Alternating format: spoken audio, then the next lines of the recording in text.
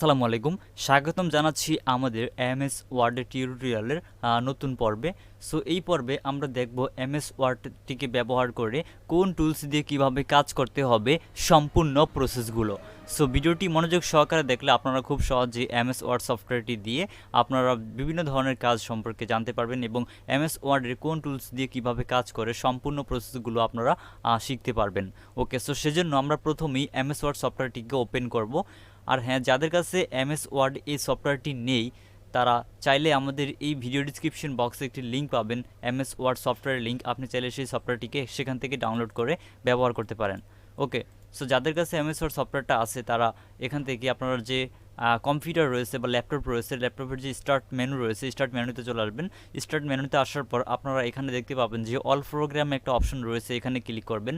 All program অপশনটিতে click করার পর আপনি যদি এমএস ওয়ার্ড সফটওয়্যারটিকে অলরেডি ইনস্টল করে থাকেন তাহলে আপনারা এখানে দেখতে পাবেন নিচনে মাইক্রোসফট অফিস নামে একটা অপশন দেখতে পাবেন, এখানে ক্লিক করবেন। সো এই মাইক্রোসফট অফিস অপশনটির উপরে ক্লিক করে দেওয়ার পর এখান থেকে আপনারা এমএস ওয়ার্ডের যতগুলো অপশন রয়েছে সকল অপশনগুলো দেখতে পাবেন। এমএস ওয়ার্ডের কিন্তু কয়েকটা ভার্সন রয়েছে, এমএস ওয়ার্ডের পাওয়ার পয়েন্ট, এক্সেল, এখানে কয়েকগুলো ভার্সন রয়েছে অনেকগুলো। সো এখান থেকে এমএস ওয়ার্ডের পার্ট রয়েছে অনেকগুলো। সো আপনারা এখান থেকে আমরা সর্বপ্রথমেই মাইক্রোসফট ওয়ার্ড যে অপশনটা রয়েছে বা যে অপশনটা রয়েছে এখানে মাইক্রোসফট অফিস ওয়ার্ড, এই অপশনটাতে ক্লিক করবেন।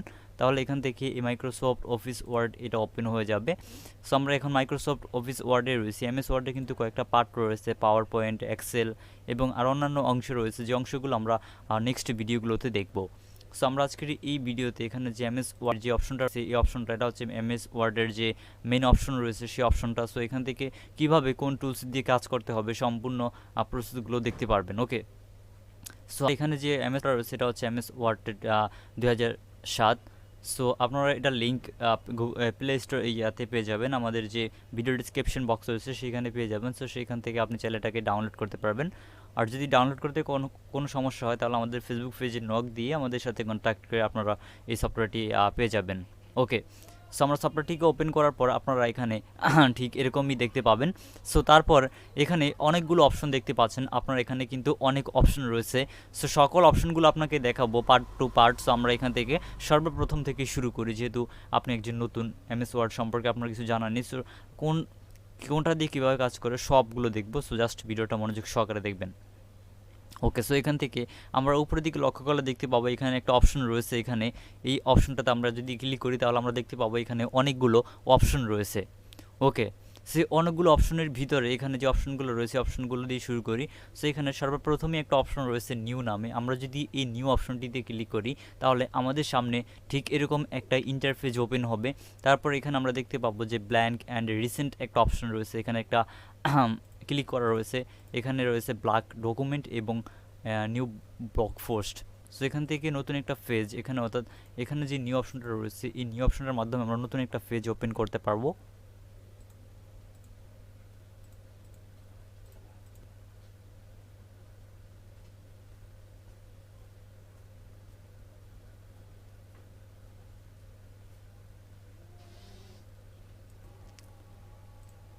সো নতুন পেজ ওপেন করতে পারবো। সো নতুন পেজটা কি আপনাদেরকে দেখাচ্ছি। সো এখানে আমি কিছু লিখে দিচ্ছি, ফন্টটাকে একটু বড় করে নিই। সো যেমন এখান থেকে আমি লিখে দিলাম দ্য নেম, দ্য নেম।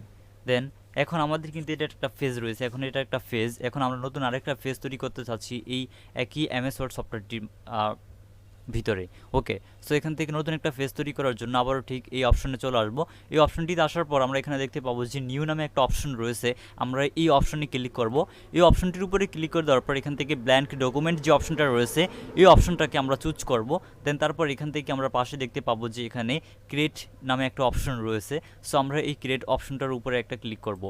এই ক্রিয়েট অপশনটার উপর যখন ক্লিক করব তখন আমাদের সামনে নতুন একটা পেজ ওপেন হয়ে যাবে এমএস ওয়ার্ডের। সো এখান থেকে আমরা যদি এই পেজটা দেখতে চাই তাহলে আমরা দেখতে পাচ্ছেন এখানে অপশন রয়েছে এমএস ওয়ার্ডের এখানে দেখতে পাবো আমরা পেজ 1 এবং পেজ 2, অর্থাৎ দুইটা ডকুমেন্ট রয়েছে এখানে, ডকুমেন্ট 1 এবং ডকুমেন্ট 2। অর্থাৎ আমরা যদি আরও একটা পেজ তৈরি করতে চাই তাহলে এখান থেকে আমরা আবারও ঠিক সেমভাবে চলে যাব এই অপশনটিতে। দেন তারপর এখান থেকে আমরা যদি এই নিউতে ক্লিক করি তাহলে দেখতে পাবো এখান থেকে আমাদের ডকুমেন্ট 3 অপশনটা ওপেন হয়ে গিয়েছে। হ্যাঁ, আমরা এখানে দেখতে পাচ্ছি ব্ল্যাঙ্ক ডকুমেন্ট অপশনটা চলে আসছে। দেন তারপর এখান থেকে এই যে ক্রিয়েট অপশনটা দেখতে পাচ্ছি এখানে ক্লিক করব, তারপর এখানে দেখতে পাবো যে ডকুমেন্ট 3। সো আমরা যদি এটাকে একটু নিচে নিয়ে নিই তাহলে আমরা পাবো যে এখানে আরও ডকুমেন্ট রয়েছে, এখানে ডকুমেন্ট 2, ডকুমেন্ট 3। তো আমরা যদি আবার এখান থেকে আরেকটা তৈরি করি নিউ নামে, সো এখান থেকে নিউতে ক্লিক করবো, দেন ব্ল্যাঙ্ক ডকুমেন্টে ক্লিক করব, তারপর এখান থেকে ক্রিয়েট অপশনে ক্লিক করলে আমরা দেখতে পাবো যে এখানে আরও একটা ডকুমেন্ট ওপেন হয়ে গেছে। তো আমরা 4টা ডকুমেন্ট এখন অলরেডি তৈরি করেছি। সো এই নিউ অপশনটির মাধ্যমে আমরা নতুন ফেজ তৈরি করতে পারবো, অর্থাৎ এই একটা ফেজে যদি আপনার লেখা কমপ্লিট হয়ে যায় তাহলে আপনি চাইলে এই ফেজটি ছাড়াও অন্য একটি ফেজ তৈরি করতে পারবেন এই নিউ অপশনটির মাধ্যমে। এই নিউ অপশনটির কিছু শর্টকাট রয়েছে, এই শর্টকাট অপশনগুলো আমরা অন্যান্য ভিডিওগুলোতে দেখবো বা পরবর্তী ভিডিওতে দেখবো। সো আমরা এখন দেখি টুলসগুলো দিয়ে কীভাবে কাজ করতে হয়। ওকে, সো এখন আসি দ্বিতীয় নামে একটা অপশন দেখতে পাচ্ছি এখানে আমরা ওপেন নামে।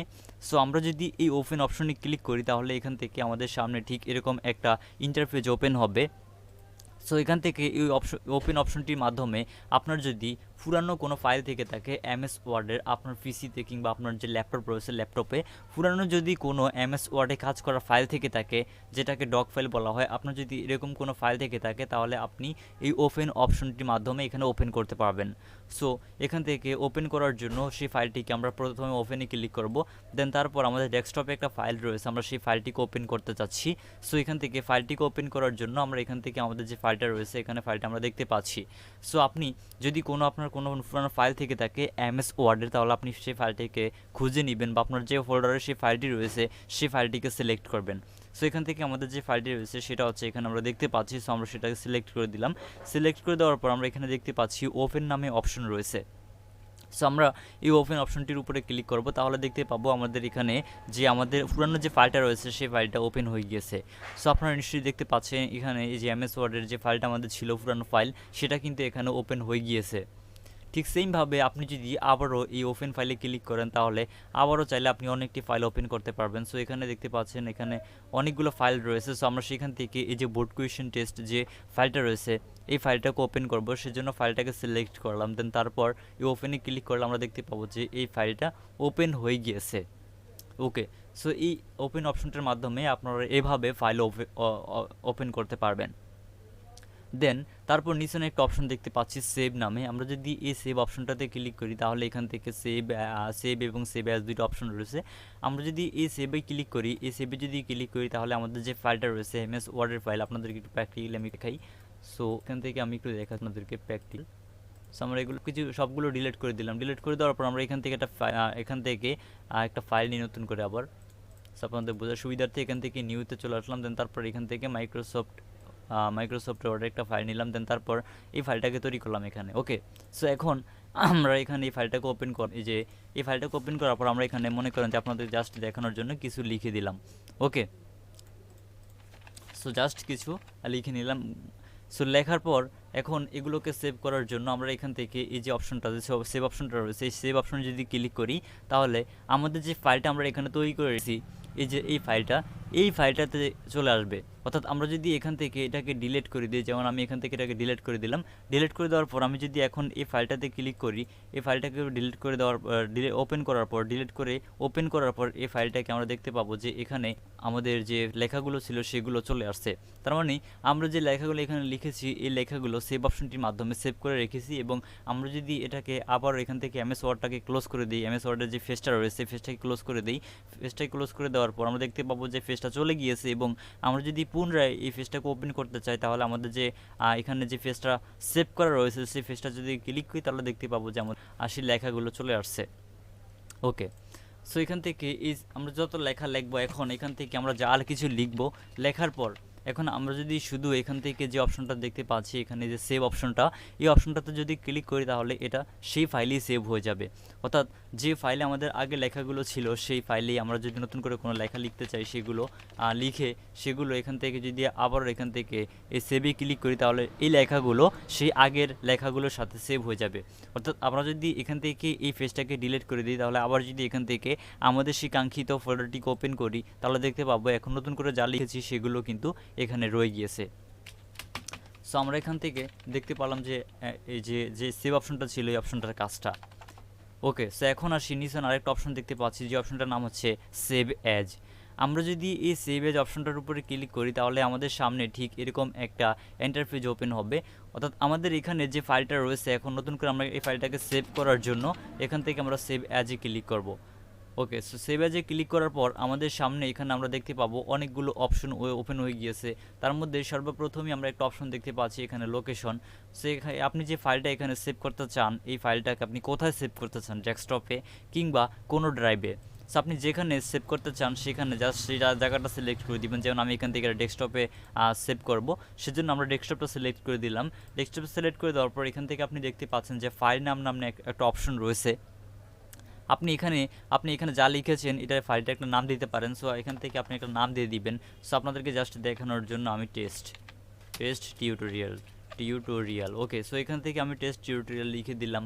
দেন এখান থেকে আপনি আপনার যে ফাইলের নামটা রয়েছে সেটা দিয়ে দিবেন। দেওয়ার পর নিচে দেখতে পাবেন সেভ অ্যাজ টাইপ।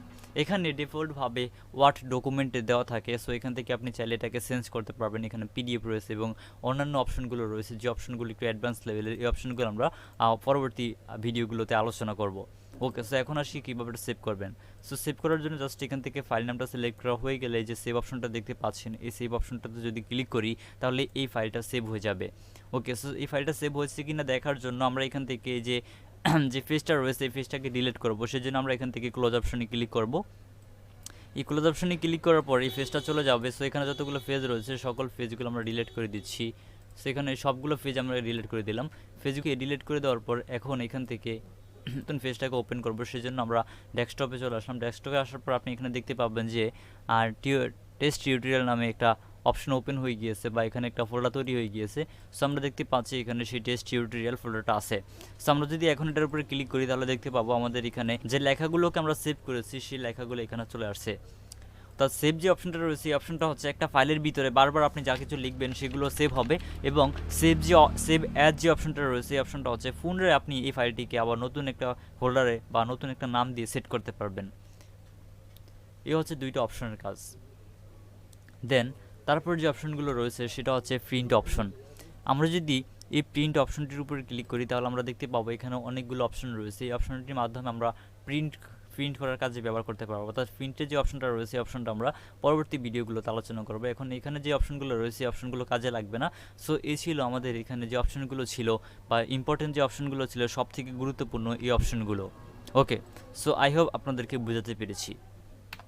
সো এখন আমরা পরবর্তী যে হোম মেনুর এখানে আপনি দেখতে পাচ্ছেন অনেকগুলো অপশন রয়েছে। এখানে এই যে এখানে home, insert, page layout, reference, mailings, review, view এবং অ্যাড ইনস, এগুলোকে বলা হয় রিবন বার।